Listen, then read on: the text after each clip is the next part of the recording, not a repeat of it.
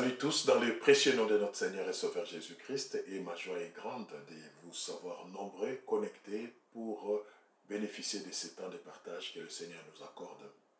Nous allons parler aujourd'hui d'un thème important que nous intitulons le 4 types d'hommes.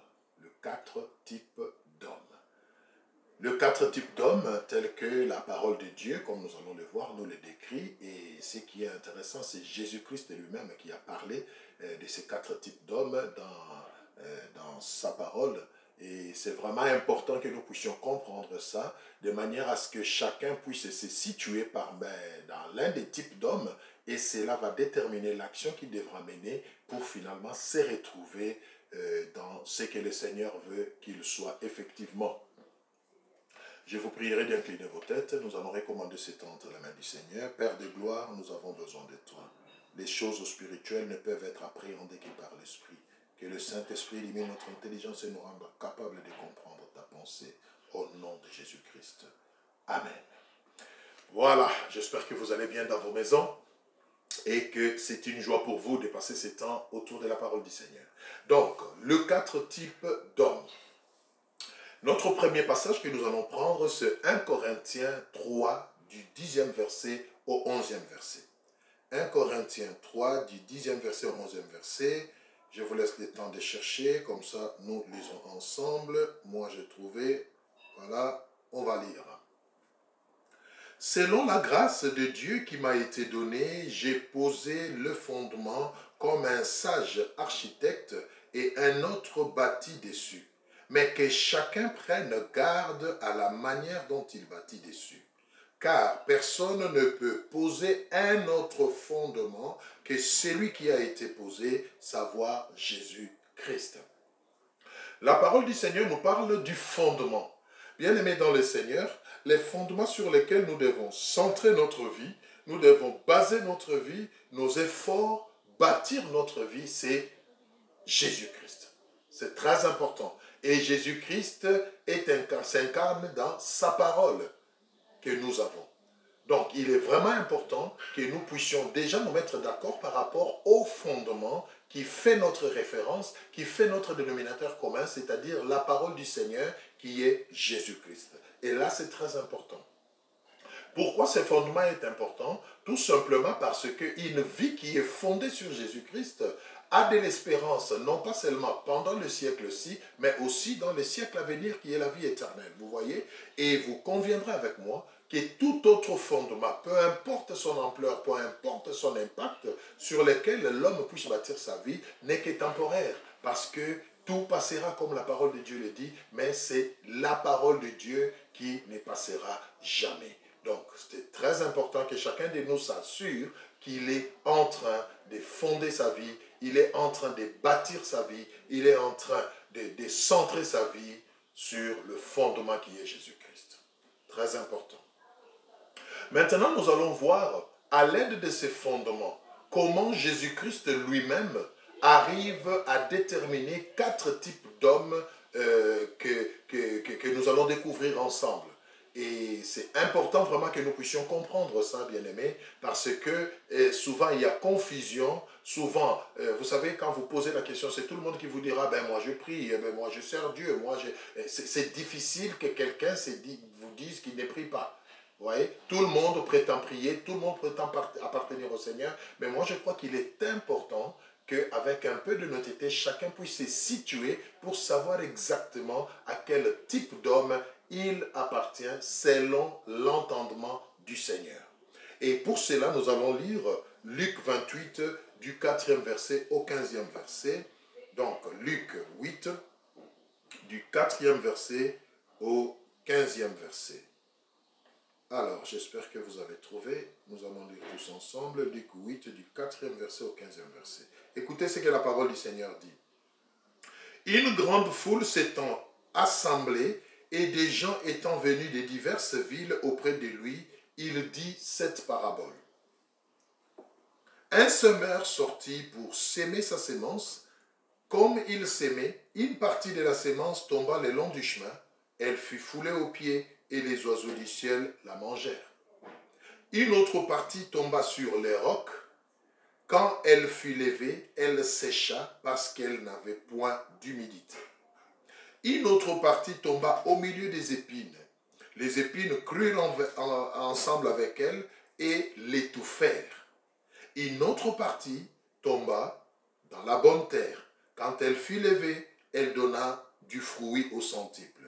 Après avoir ainsi parlé, Jésus dit à haute voix que celui qui a des oreilles pour entendre, entende. Ses disciples lui demandèrent ce que signifiait cette parabole. Il répondit, « Il vous a été donné de connaître les mystères du royaume de Dieu, mais pour les autres, cela leur est dit en parabole, afin qu'en voyant, ils ne voient point, et qu'en entendant, ils ne comprennent point. » Voici ce que signifie cette parabole. Alors ici, le Seigneur commence à expliquer cette parabole. La sémence, c'est la parole de Dieu. Souvenez-vous de notre introduction, le fondement sur lequel nous fondons nos vies, nous basons nos vies, nous centrons nos vies, c'est Jésus-Christ qui est sa parole. Vous voyez? La sémence, c'est la parole de Dieu. Ceux qui sont le long du chemin, ce sont ceux qui entendent, puis le diable vient et enlève de leur cœur la parole, de peur qu'ils ne croient et soient sauvés. Premier type d'homme. C'est-à-dire ceux qui entendent, ceux qui sont le long du chemin. Vous voyez? Et ici, le premier type d'homme donc correspond aux païens, aux non-croyants. Ils ne sont pas dans l'Église, ils ne sont pas en Jésus-Christ, ils n'ont pas Jésus-Christ comme fondement de leur vie. Ils sont le long du chemin, c'est-à-dire ils sont en dehors. Mais ils arrivent quand même à entendre la parole, par des actions d'évangélisation par exemple. Ils entendent la parole. Mais parce qu'ils n'appartiennent pas à Jésus, ce qui se passe c'est quoi? Aussitôt l'ennemi vient, il vole cette parole de manière à ce qu'ils ne soient pas sauvés. Ça c'est le premier type d'homme. Donc les non-croyants ou le païen comme nous le disons. Le verset 13. Ceux qui sont sur le roc, donc le deuxième type d'homme, ceux qui sont sur le roc, ce sont ceux qui, lorsqu'ils entendent la parole, la reçoivent avec joie, mais ils n'ont point de racines. Ils croient pour un temps et ils succombent au moment de la tentation. Là, Jésus décrit le deuxième type d'homme que nous appelons ici les chrétiens ou les croyants temporaires ou circonstanciels. Vous voyez? Il dit, ils écoutent aussi la parole, mais ils sont comme les rocs. Cette parole tombe sur les rocs, cette semence tombe sur les rocs. Lorsqu'ils entendent la parole, ils la reçoivent avec joie. Ça, ce sont des chrétiens épidermiques, des chrétiens enthousiastes. Quand la parole est là, ils sont contents, ils applaudissent, ils sont dans la joie, mais au fond, ils ne sont pas ancrés. Ils ne saisissent même pas la portée de ce pourquoi ils acclament. Vous voyez? Et la Bible dit, ils croient, mais pour un temps. Pendant qu'ils écoutent la parole, ils aiment, ils sont contents, ils croient. Mais dès qu'une tentation survient, dès qu'un problème survient, ils oublient le tout et ils rentrent à leur position initiale. Et ceux-là, nous les appelons des chrétiens temporaires, c'est-à-dire des chrétiens épidermiques, circonstanciels. Voilà. Et au verset 14, on nous dit, « Ce qui est tombé parmi les épines, ce sont ceux qui, ayant entendu la parole, s'en vont et la laissent étouffer par le souci, le richesse et le plaisir de la vie. » Vous voyez? Et ils ne portent point de fruits qui viennent à maturité. Là aussi, nous sommes dedans. Troisième type d'hommes, ce sont des chrétiens, mais cette fois-là des chrétiens charnels. C'est-à-dire, ils sont dans l'église, ils ont connu Jésus-Christ, ils aiment l'écriture, ils écoutent, mais ils ne sont pas prêts à se séparer de leur vie passée. Ils ne sont pas prêts à se séparer de la chair, des plaisirs de la chair. Ils préfèrent mélanger le spirituel et le charnel. Ils aiment Dieu, ils aiment sa parole, mais ils aiment aussi le monde, ils aiment la chair. Ils ne veulent pas faire un choix. Ils ne veulent pas opter pour une position fixe et ils sont charnels. Ils prennent plaisir aussi bien à ce qui est spirituel, ils prennent plaisir aussi bien à ce qui est charnel. Ça, c'est le troisième type d'hommes que nous appelons des chrétiens charnels. Et enfin, le verset 15, ce qui est tombé dans la bonne terre, ce sont ceux qui, ayant entendu la parole, avec un cœur honnête et bon, la retiennent et portent du fruit avec persévérance. Là, nous sommes au quatrième type d'homme que nous appelons ici l'homme spirituel. Vous voyez? Des chrétiens spirituels, des véritables chrétiens, donc l'homme spirituel. La Bible dit, ils sont comme une bonne terre. Ils reçoivent la parole de Dieu avec honnêteté et un bon cœur. C'est-à-dire, ils aiment, ils réalisent la portée de ce qu'ils reçoivent, ils réalisent l'importance de la parole de Dieu, ils la retiennent et pratiquent cette parole de manière à ce que même leur vie commence à être impactée par cette parole et le résultat, c'est qu'ils portent de fruits. Mais j'aime la précision ici, avec persévérance, c'est-à-dire avec fermeté, parce que cela n'est pas aisé, cela n'est pas toujours facile. Vous voyez? Donc, voilà comment Jésus-Christ lui-même nous peint ici le 4 types d'hommes. Donc, le premier type, c'est les non-croyants, qui représente cette sémence qui tombe le long du chemin. Il n'est pas en Jésus, de temps en temps, il est en contact avec la parole de Dieu, de temps en temps, il entend la parole de Dieu, mais ça ne prend pas place en lui parce qu'il n'a pas le fondement qui est Jésus-Christ et l'ennemi vient aussitôt voler cette parole, de manière à ce qu'il ne soit pas sauvé. Les non-croyants. Et pour ce premier type d'hommes, la solution, bien-aimé, c'est de chercher le Seigneur. Donc, si vous vous reconnaissez appartenir à ce premier type d'homme, c'est-à-dire vous n'avez jamais donné votre vie à Jésus-Christ, vous ne l'avez jamais accepté comme Seigneur et Sauveur, mais vous êtes d'une manière ou d'une autre en contact avec sa parole, bien-aimé, il est temps que vous leviez l'option de l'accepter comme Seigneur et Sauveur afin que vous ne soyez plus le long du chemin, mais que vous entriez dans la maison, que vous deveniez enfant de la maison. C'est très important, bien-aimé.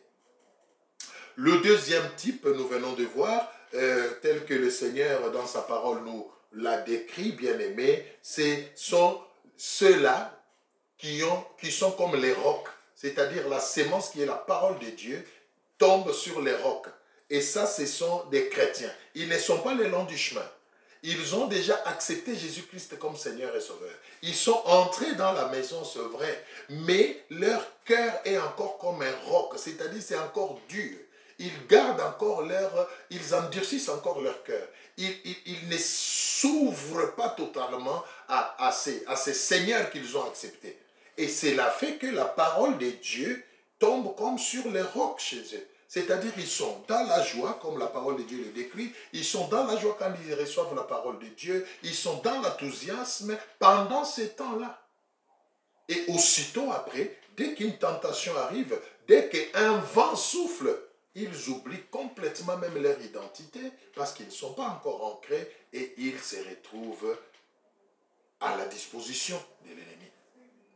Ça, ce sont des chrétiens que nous appelons des chrétiens temporaires, des chrétiens circonstanciels, des chrétiens épidermiques, des chrétiens émotionnels.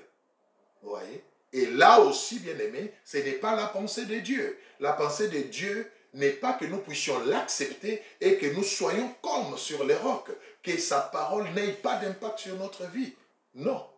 Et ceux qui se retrouvent dans ce deuxième type d'hommes, ce qu'il leur faut, la solution, le remède, bien-aimé, c'est de s'humilier devant le Seigneur. C'est d'abandonner leur incrédulité, leur endurcissement. C'est de s'abandonner totalement au Seigneur.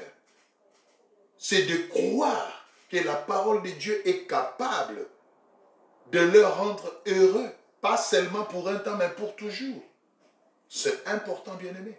Et si vous vous retrouvez dans ce deuxième type, bien-aimés, il est temps aussi, avant que le Seigneur ne revienne, que vous puissiez vraiment revoir votre position. Parce que même ce deuxième type, ce n'est pas de ça que le Seigneur veut. Ce n'est pas ce que le Seigneur attend de nous.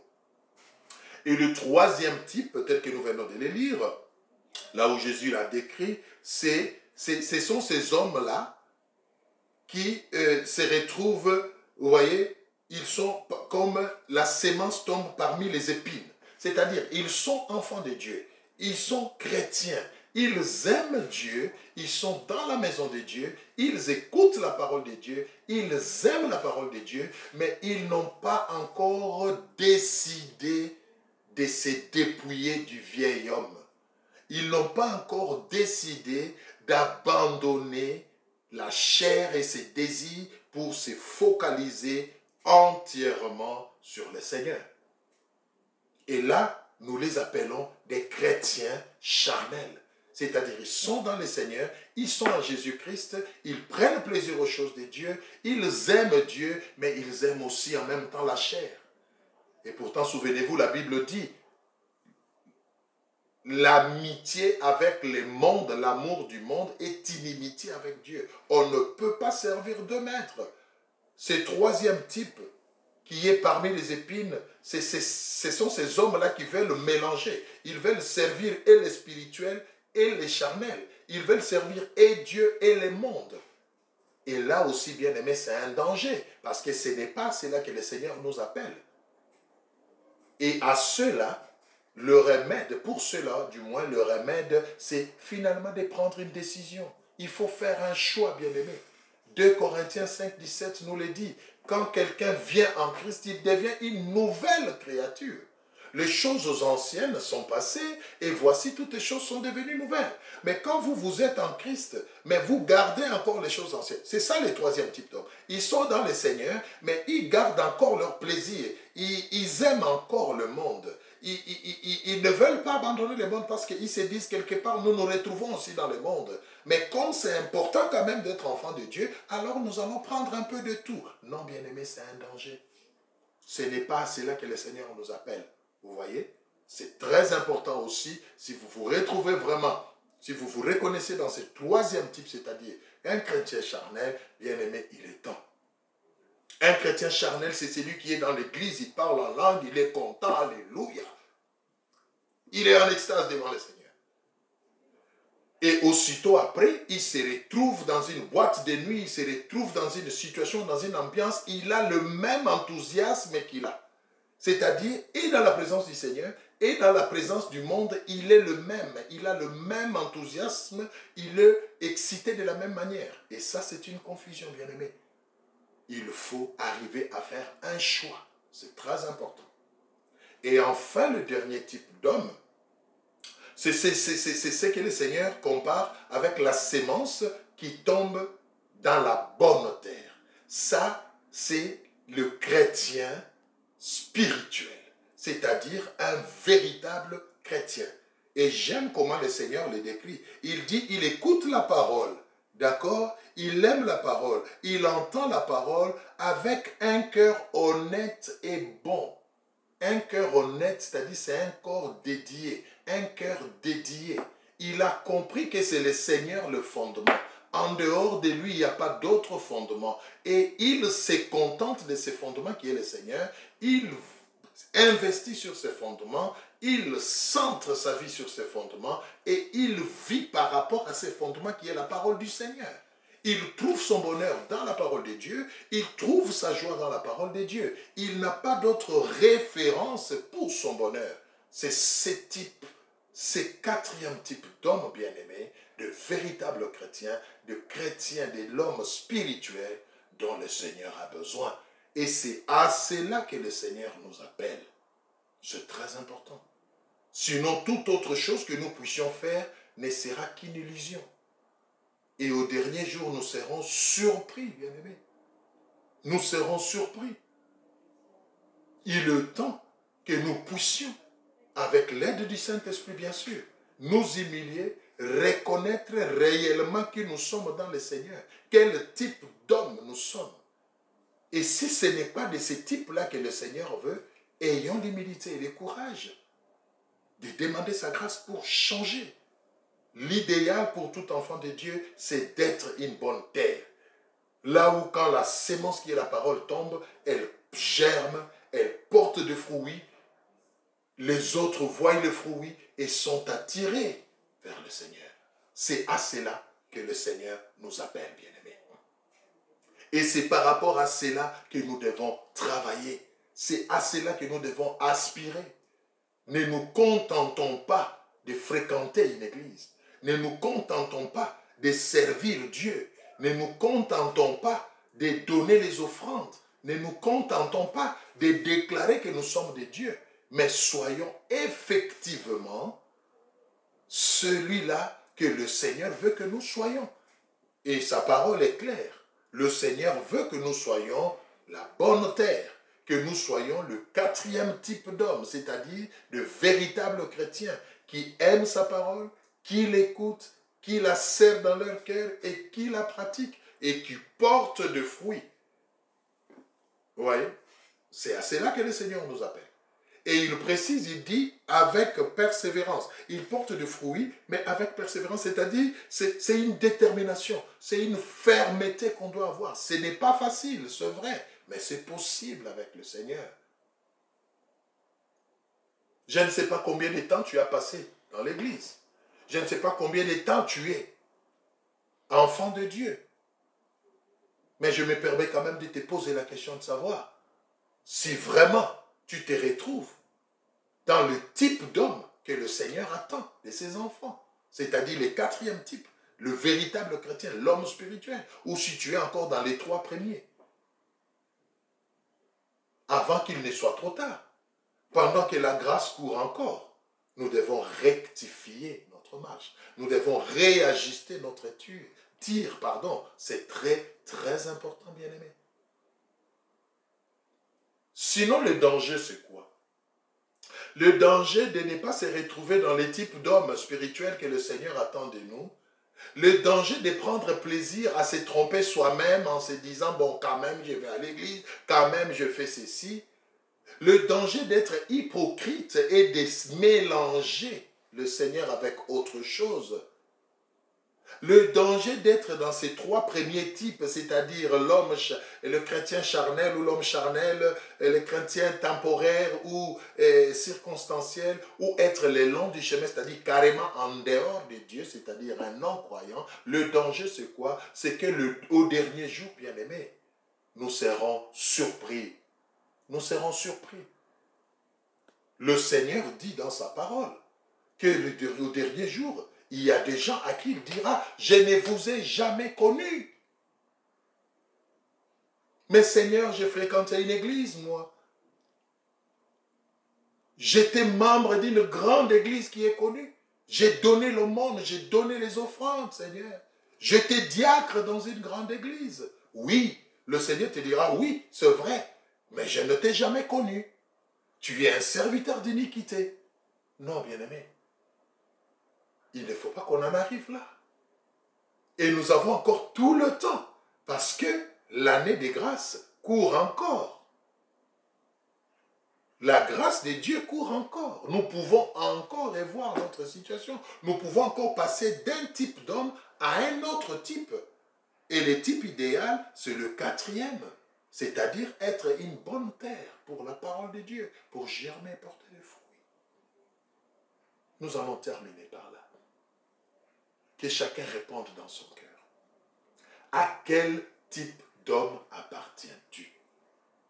Es-tu encore un païen carrément, c'est-à-dire le long du chemin? Viens à Jésus. Je te lance cet appel de sa part. Viens à Jésus. Donne ta vie au Seigneur. En dehors de Jésus, il n'y a pas de vie. Tu es déjà dans le Seigneur, mais tu es un chrétien temporaire. À chaque fois qu'il y a une tentation, une épreuve, tu abandonnes ton identité. Bien-aimé, il est temps que tu revoies cela. Tu es ces chrétiens comme une terre avec les épines. c'est-à-dire un chrétien charnel, tu continues encore à servir le monde tout en étant dans le Seigneur. Bien-aimé, l'hypocrisie ne paye pas. Tu vas tromper les hommes, mais tu ne vas pas tromper Dieu. Dieu connaît chacun véritablement dans ce qu'il est.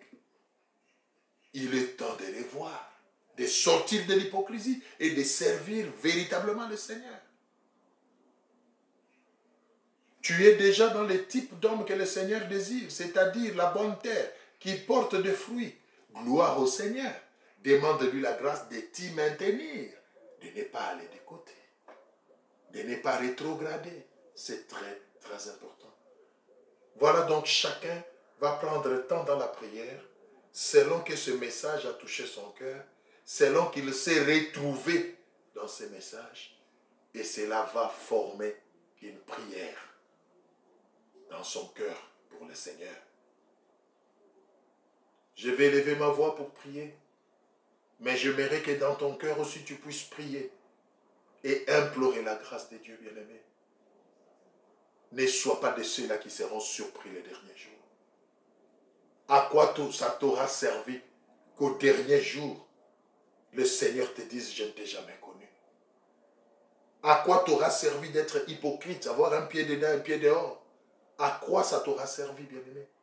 Il est temps de lever l'option, de se donner totalement. La Bible dit Dieu veut que nous puissions le servir dans notre corps, dans notre âme et dans notre esprit.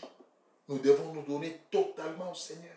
Qu'il n'y ait pas de compartiment de nous qui appartiennent encore au monde, qui appartiennent encore à la chair, alors que nous prétendons marcher avec Dieu.